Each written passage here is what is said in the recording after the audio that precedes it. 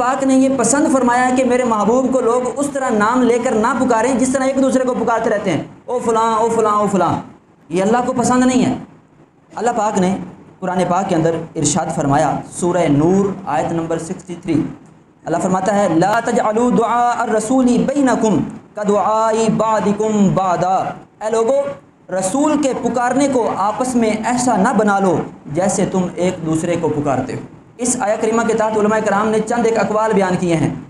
کہ اس آیت کا ایک مطلب تو یہ ہے کہ رسول اللہ صلی اللہ علیہ وسلم اگر کسی کو پکاریں تو رسول اللہ صلی اللہ علیہ وسلم کے پکارنے کو یوں بندہ لائٹ نہ لے تو بس ٹھیک ہے کر لیتے ہیں، جس طرح ہم نے پچھلی آیت کے اندر جو ہے سنا کہ جب رسول اللہ صلی اللہ علیہ وسلم کسی کو پکاریں تو اس کے اوپر لازم ہے کہ فوراً دربار مصطفیٰ میں حاضر ہو جائے۔ ایک اس کا مطلب یہ ہے، اور دوسرا مطلب یہ ہے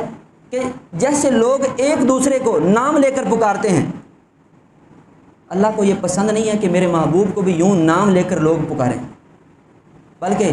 اللہ پاک نے قرآن پاک کے اندر کئی مقامات پر اپنے محبوب صلی اللہ علیہ وسلم کا ذکر کیا ہے، لیکن کہیں ڈائریکٹ جہاں پر حکم کی بات ہوئی ہے تو وہاں پر حضور کا اسم گرامی محمد نے ارشاد فرمایا۔ رسول اللہ صلی اللہ علیہ وسلم کا یہ ادب ہے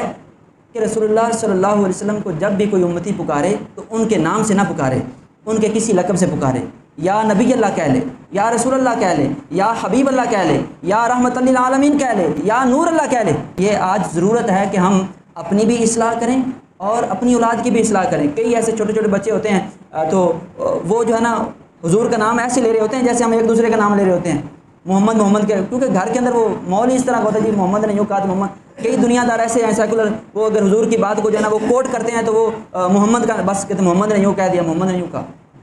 تو ان کی رسپیکٹ یہ ہمارے اوپر لازم ہے۔ آقا دو عالم صلی اللہ علیہ وآلہ وسلم کی تعظیم کرنا ہمارے اوپر لازم ہے، اور اللہ پاک کو یہ پسند ہے کہ میرے محبوب کو جب بھی کوئی یاد کرے تو ان کے القابات استعمال کرے، ان کا ڈائریکٹ نام استعمال نہ کرے۔